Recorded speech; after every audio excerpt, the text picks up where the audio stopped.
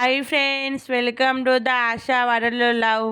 Today మా ఇంట్లో కాకరకాయ పచ్చడి పెట్టిళ్ళు. దాని ప్రాసెస్ చెప్తాను మీకు కూడా. కాకరకాయల పచ్చడికి గిన్నె పెట్టుకొని 4 మూతల నూనె పోసుకొని అందులో కాకరకాయ రౌండ్గా కట్ చేసుకొని వేయించుకోలేదు దోస్తులు. అవి వేగిన తర్వాత అదే నూనెలో కొంచెం జీలకర్ర, ఆవాలు వేసుకొని వేపుకోవాలి.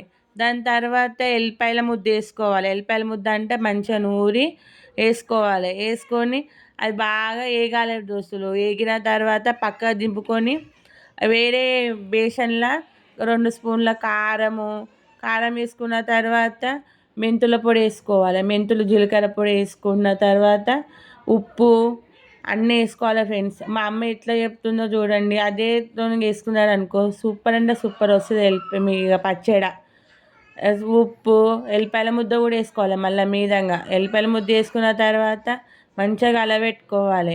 మనం ఇంతసేపు చేసుకున్న నూనె ఉందిగా, నూనె అందులో పోసి మంచిగా కలుపుకోవాలి. కారం అంతా మిక్స్ అయ్యేటట్టు బాగా కలపాలి.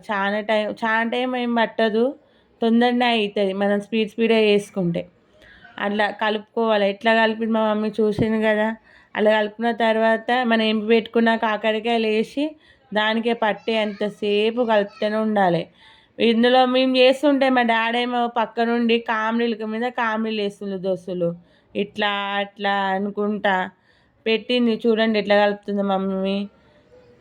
చూపెట్టు మమ్మీ అంటే చూపించింది. అంటుంది హాయ్ ఫ్రెండ్స్ ఎట్లున్నారు అనుకుంటూ.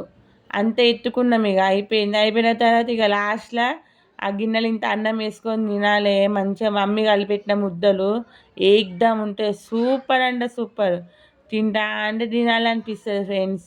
మా మమ్మీ కూడా తిన్నది. మా మమ్మీ చెప్తే చూడండి టేస్ట్ సూపర్ అనుకుంటూ. మీకు కూడా చేయండి, మీకు కూడా నచ్చుతుంది. జ్వరం వచ్చినప్పుడు కూడా ఈ పచ్చడి తింటే జ్వరం మీద టేస్ట్ భలే కొడుతుంది. సూపర్ అంటే సూపర్. Bye friends.